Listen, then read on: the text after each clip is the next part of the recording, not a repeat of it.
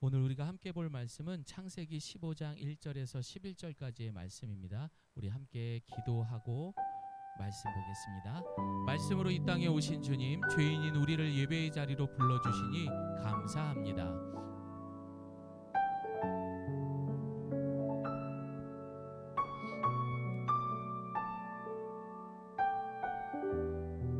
예수님의 이름으로 기도드립니다. 아멘. 에어컨 바람을 좀 밑으로 내주세요.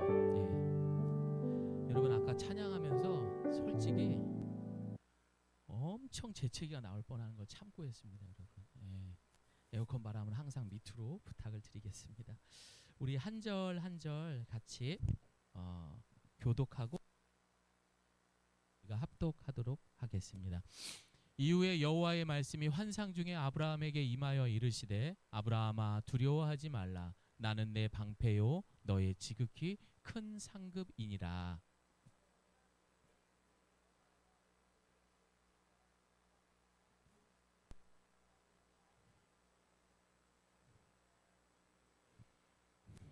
아브라함이 또 이르되, 주께서 내게 씨를 주지 아니하셨으니 내 집에서 길린 자가 내 상속자가 될 것이니이다.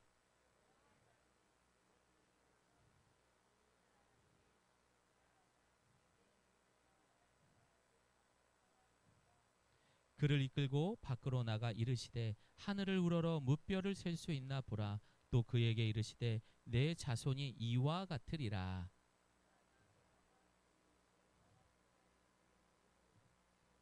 또 그에게 이르시되, 나는 이 땅을 내게 주어 소유를 삼게 하려고 너를 갈대아인의 우르에서 이끌어낸 여호와니라.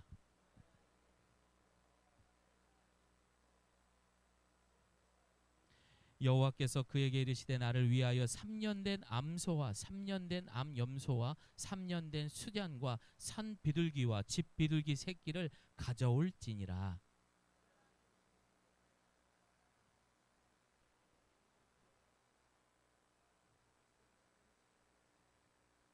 함께합니다. 솔개가 그 사체 위를 내릴 때에는 아브라함이 쫓았더라. 아멘.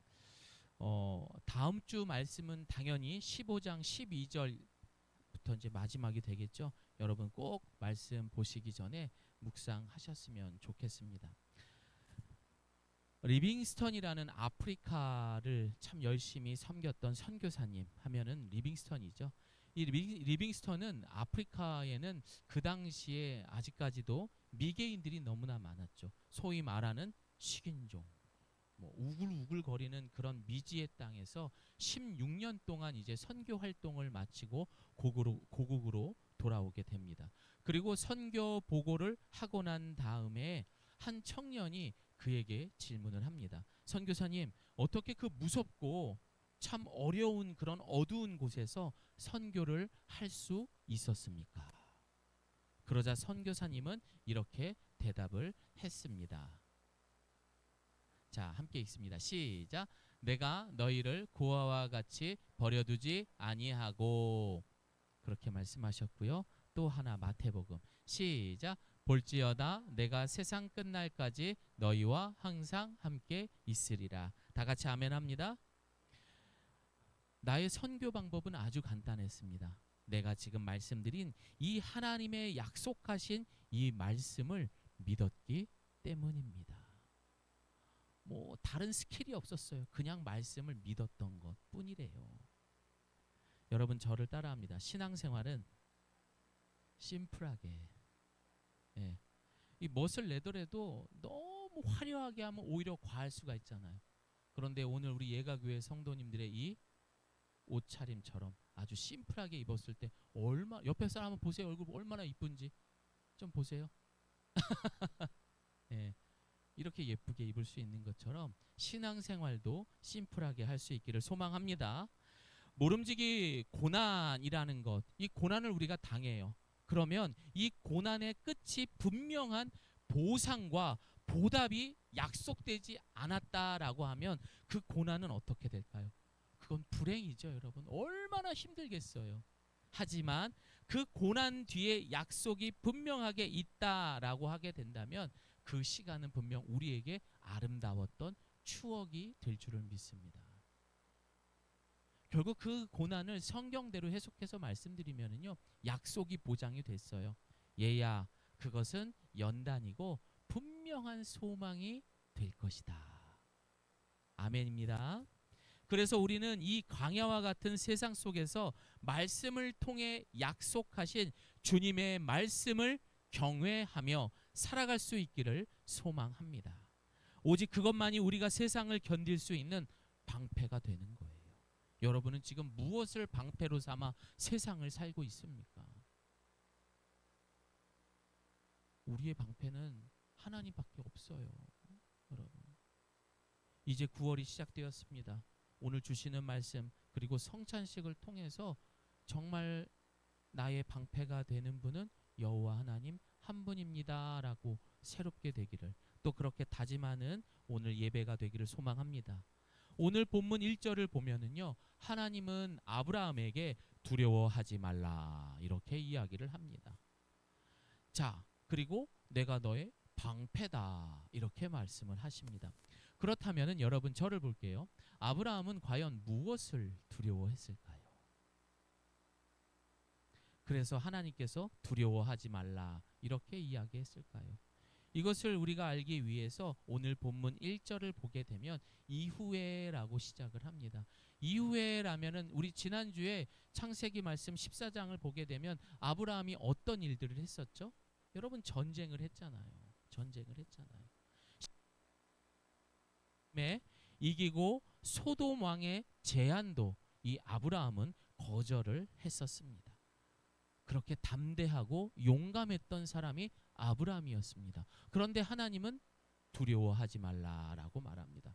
그렇다면 아브라함이 두려워했던 분은 누구였을까요? 하나님이었던 거예요. 얘야, 나를 두려워하지 마라. 여러분, 여기서 말하는 두렵다의 히브리어는요, 야레라는 단어를 쓰게 됩니다. 이 말을 다른 뜻으로 하면 경외하다, 따라합니다. 경외하다. 여러분, 경외하다라는 뜻을 알고 계십니까? 어려워요. 단순하게 두렵다라는 의미만은 아닙니다. 그곳에는 공경하다, 사랑하다의 마음도 다 담겨져 있는 거예요. 그러니까 단순히 경외하다는 두렵다의 의미와는 다른 것이죠. 야레, 이 단어를 사용하게 된 것입니다. 왜냐하면 그 상대가 단순한 인간이 아니에요. 어느 한 왕의 권력을 가진 자가 아니라 내가 상상할 수 없는 권세와 능력을 가진 창조주이며 구원자이며 심판자였기 때문에 아브라함은 두려울 수밖에 없었어요. 우리 하나님을 두려워할 수 있기를 소망합니다. 사실 이 단어를 신앙생활에서 깨우치기까지는 정말 쉽지는 않습니다. 어쩌면은 평생 동안 깨치지 못해서 자기 잘난 맛에 살며 끝까지 믿음의 방황을 하는 사람들이 많아요. 왜냐? 하나님을 두려워하지 않고 다른 것을 두려워하기 때문에. 그만큼 내가 공경하는 하나님이지만 가장 두려워할 수밖에 없는 것은 전적인 그의 주권을 인정하고 있었던 사람이 바로 아브라함이었던 것입니다. 아니죠, 아브라함이죠. 지금까지는. 오늘을 살아라. 여러분, 저를 따라합니다. 오늘을 살아라. 여러분, 제가 계속 반복해서 말씀을 드리지만 하나님의 사인이 없으면 여러분에게 오늘은 없어요. 다시 말해서 하나님은 오늘을 통해서 자신이 영광받기 위해서 여러분 한 사람 한 사람을 오늘을 살아라 명령하신 거예요. 6살짜리 아이에게, 초등학교 한 3학년 정도 됐을 거예요. 예빈이 정도, 아랑이 정도 되는 그런 나이였죠. 근데 이 아이가 백혈병을 앓고 있었어요. 그리고 시한부 인생을 사는 거죠. 그런데 이 아이는 다행히 신앙이 좋아요. 목사님이 질문을 합니다. 얘야, 너는 이 병을 주신 하나님을 원망하지 않니? 아니요, 저는 원망하지 않습니다. 왜 그러니? 이거는 저에게만 주신 것이기 때문입니다. 내가 해야 할 일이기 때문이. 이게 말도 안 되는 것 같아요. 어린애가 어떻게 그런 말을 하죠? 그럼 네가 다시 기도해서 바꿔달라면 바꿔줄 수 있겠니? 아니요. 이거를 내가 아니면 나만이 할 수 있기 때문에 자기가 그걸 해야 된다라고 인터뷰를 하는 거예요. 만약 이게 내 동생이나 아빠나 엄마에게 간다면 자기가 더 마음이 아플 거예요. 그게 초등학교 4학년, 3학년이 이야기했던 거죠. 여러분 혹시 고난 중에 있습니까? 초등학교 4학년짜리가 인격적인 하나님을 만났을 때 신앙의 고백이 이 정도예요. 여러분 아직도 누구를 위해서 살아가고 우선순위를 두고 있습니까? 오늘을 살아라 명령하신 그 하나님을 주권을 인정할 때 우리는 이러한 겸손한 고백을 할 수 있을 것입니다. 하나님의 사인이 없으면 우리는 결코 오늘이 없어요. 성경에서 보면 하나님은 거침없이 우리에게 말씀하세요. 어쩌면은 명령과 같고 선포입니다. 내일일 너희들 염려하지 마. 아무것도 걱정하지 마. 너는 내 것이야. 네가 불 가운데 갈더라도 그 불이 너를 타지 못하게 할 거야. 그리고 뭐라고 말씀하십니까? 하지만 죄를 지은 자에게는 반드시 벌도 주시겠다라고 약속하신 하나님이라는 거. 그래서 우리는 세상이 아닌 주를 두려워해야 하는 겁니다. 여러분 너무 회사에 가서 일하는 곳에서 눈치 보지 마세요. 여러분 하실 일에 대해서 최선을 다해서 이 어려운 이 세상들을 살지 않기를 바랍니다. 하나님을 가장 두려워할 수 있기를 소망합니다. 누가복음 12장 4절에서 5절 말씀은 우리에게 말씀하십니다. 함께 읽습니다. 내가 너희에게 말한다. 나의 친구들아, 몸은 죽여도 그 이상 아무것도 할 수 없는 사람들을 두려워하지 마라. 너희가 누구를 두려워해야 할지 알려주겠다. 죽인 후에 지옥으로 던질 권세를 가진 분을 두려워하여라. 그분을 두려워하여라. 사람을 두려워하지 말고 하나님을 두려워하라라고 말하는 것입니다. 여러분 진짜 효도는요, 부모님 전도하는 거예요.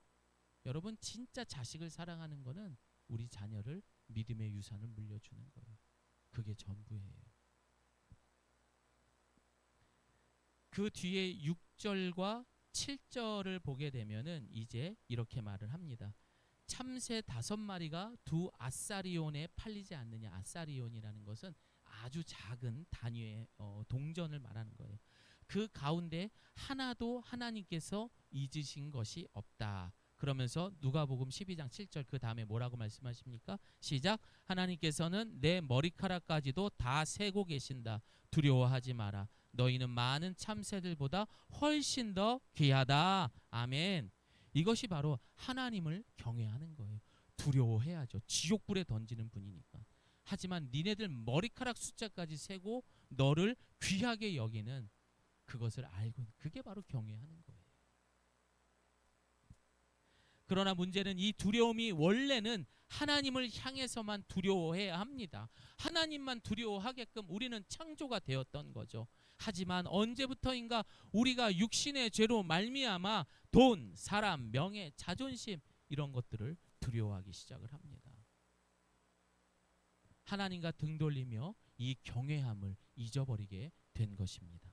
그래서 시편은 아예 대놓고 우리에게 말합니다. 시작. 너희 성도들아 여호와를 경외하라. 저를 경외하는 자에게는 부족함이 없도다. 또 잠언은 하나님을 두려워하는 것이, 경외하는 것이 뭐라고 그래요? 지식의 근본이라고 그래요. 예. 아무리 똑똑해도 하나님을 두려워하지 않은 것은 그건 헛똑똑이죠. 사랑하는 여러분, 가만히 한번 생각해 봅시다. 무엇이 정말 중요한가요? 벌써 여러분 9월이에요. 올해가 3개월밖에 안 남았어요. 12월 31일 날 여러분 집 앞에 어떤 택배가 온다고 그랬죠? 여러분 다 택배를 하나씩 받을 거예요. 그렇죠. 한 살씩 나이 먹는 택배 온다고 그랬잖아요. 내가 원치 않아도 먹어야 되는 거예요. 시간이 이렇게 지나는 거죠. 그렇게 했을 때 지난 10년 전과 지금 여러분의 삶 무엇이 달라졌습니까? 저를 따라합니다. 나는 헛똑똑이로 살았습니다. 혼자서 엄청 똑똑한 척은 다 하면서 좋은 게 좋은 거라고 하면서 하하호호 하면서 타협하는 인생의 삶은 10년이 지나도 달라진 게 없어요. 역시나 우리는 헛떡이면서 살아가고 있습니다. 그럼에도 불구하고 우리가 괜찮은 존재로 있는 것은 모두가 예수님 덕분인 줄을 믿으시기를 바랍니다. 그분의 사인이 없었으면 우리는 이미 이 세상 사람이 아닌 거죠. 여러분, 이걸 인정하고 살아야 돼요. 그래야 완전히 잃어버렸던 작은 것도 감사한 거예요.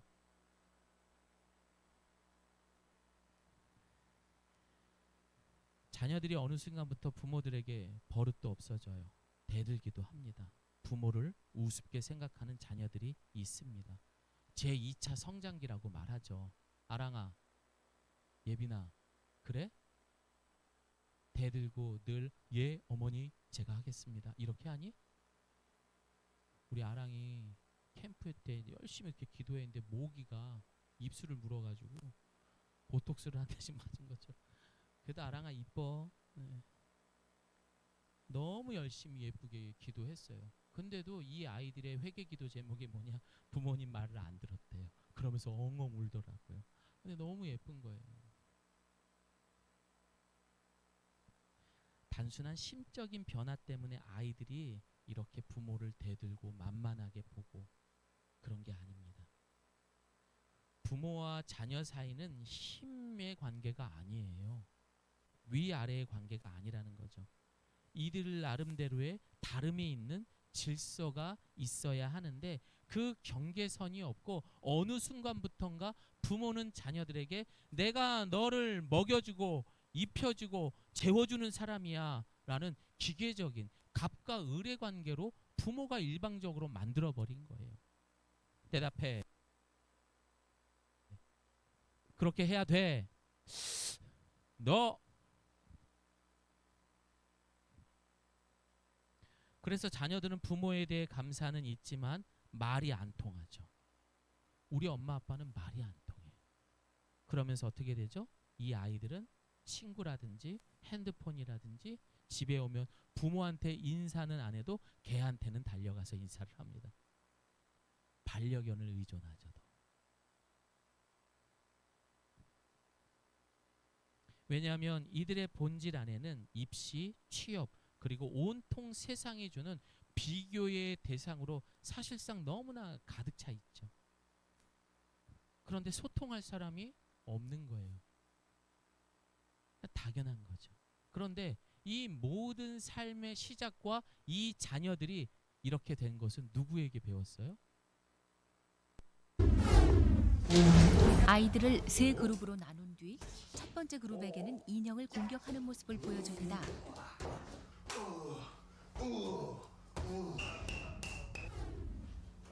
두 번째 그룹에게는 인형을 사랑하고 보살피는 온화한 모습을 보여줍니다.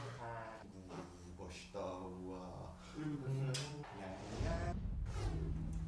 세 번째 그룹은 인형에게는 별다른 관심을 보이지 않는 무관심한 모습을 보여줍니다.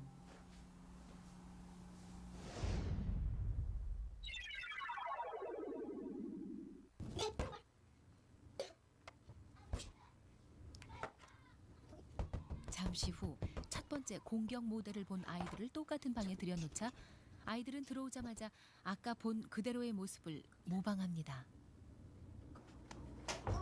거기랑 똑같다.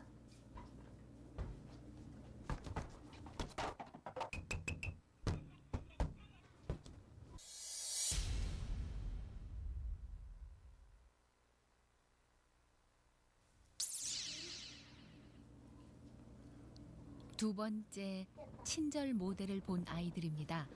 아이들은 옆에 칼이 있어도 그것을 사용하지 않습니다.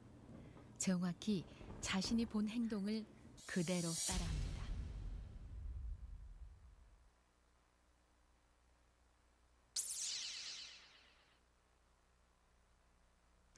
세 번째 그룹 역시 자신이 본 대로 합니다. 매체의 영향이 이렇게 엄청났다는 것 알고 계셨나요?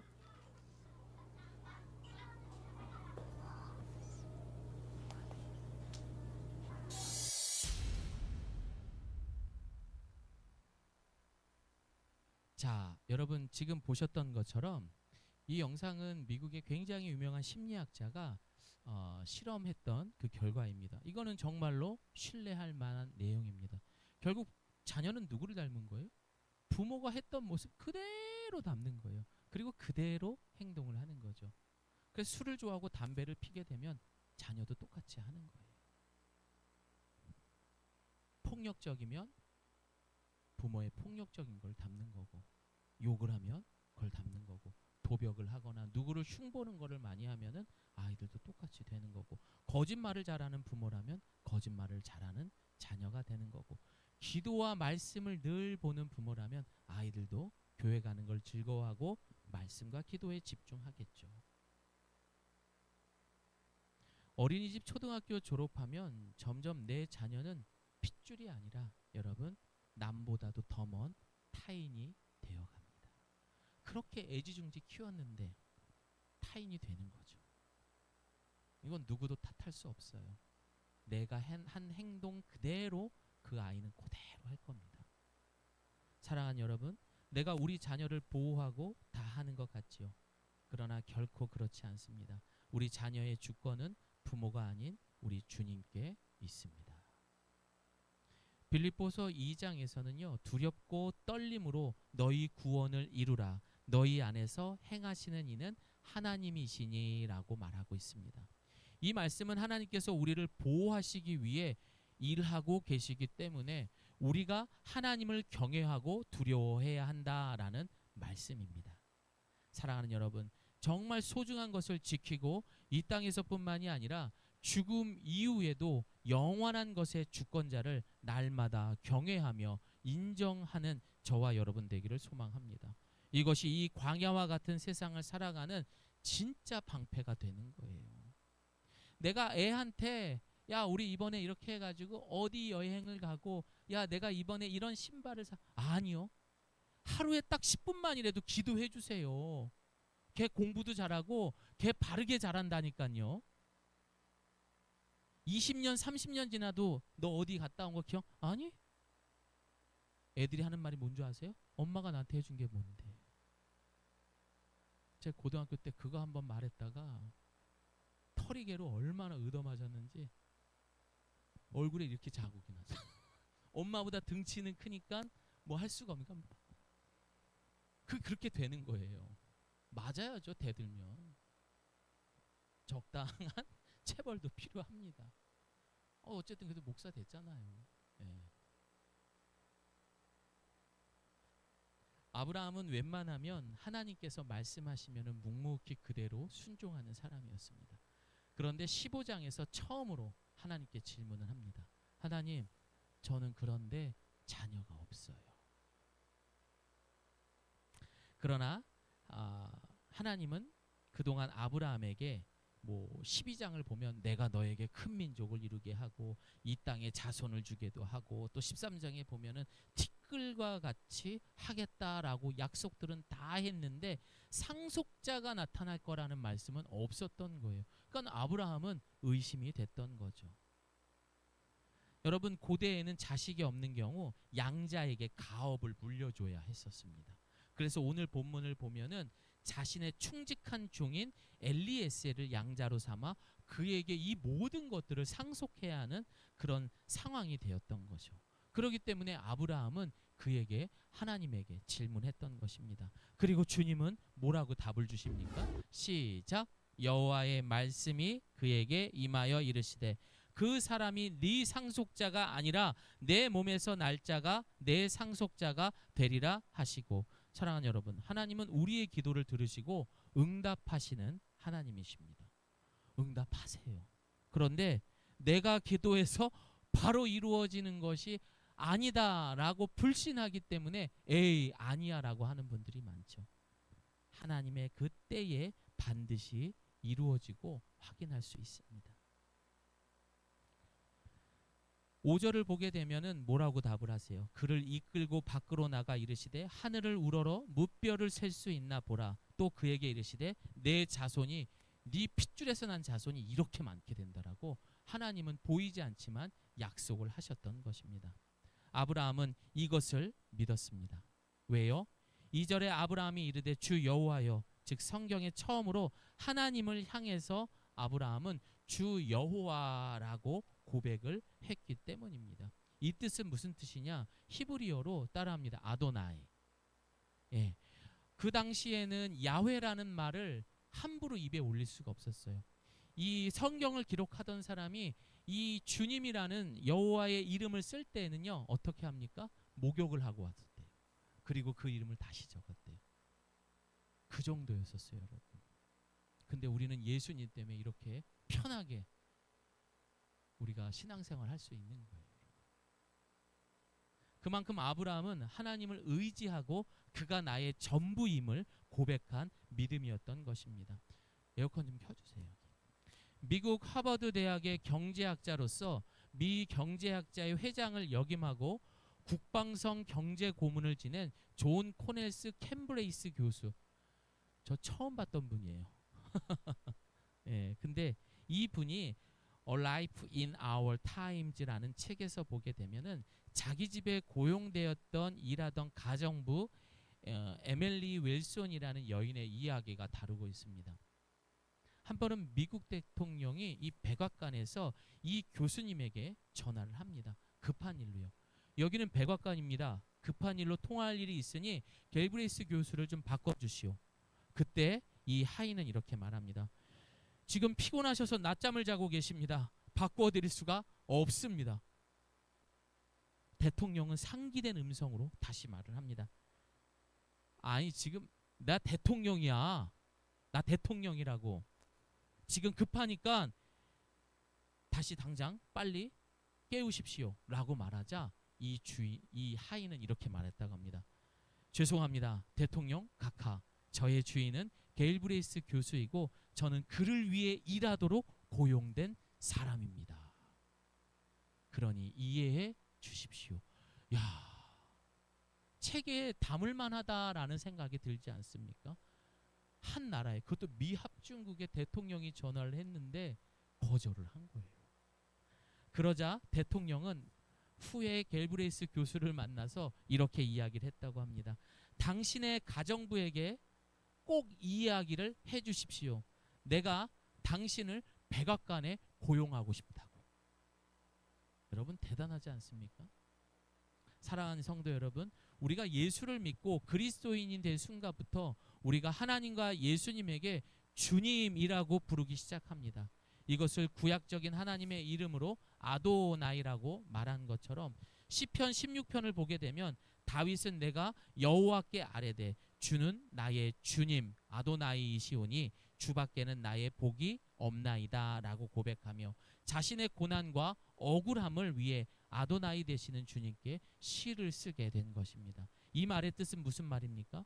주님은 나의 전부이십니다. 바꾸어 주님이 내 아버지시며 나는 그 주님을 믿습니다. 나는 대통령이 전화해도 내 마음은 오직 나의 주인은 당신뿐입니다.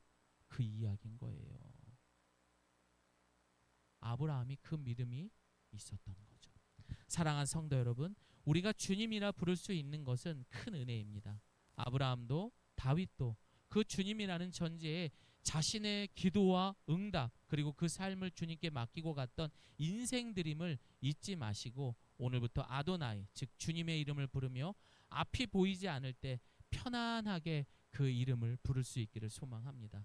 사실 앞서 이야기한 내용보다 더 중요한 구원의 정수 따라합니다. 이신칭의. 그쵸? 이거 원래 로마서에 나오는 말씀이잖아요. 그런데 이 이신칭의의 이야기가 가장 처음 등장하는 내용이 바로 창세기 오늘 본문 6절에 등장을 하게 됩니다. 함께 말씀 읽습니다. 시작. 아브라함이 여호와를 믿으니 여호와께서 이를 그의 의로 여기시고.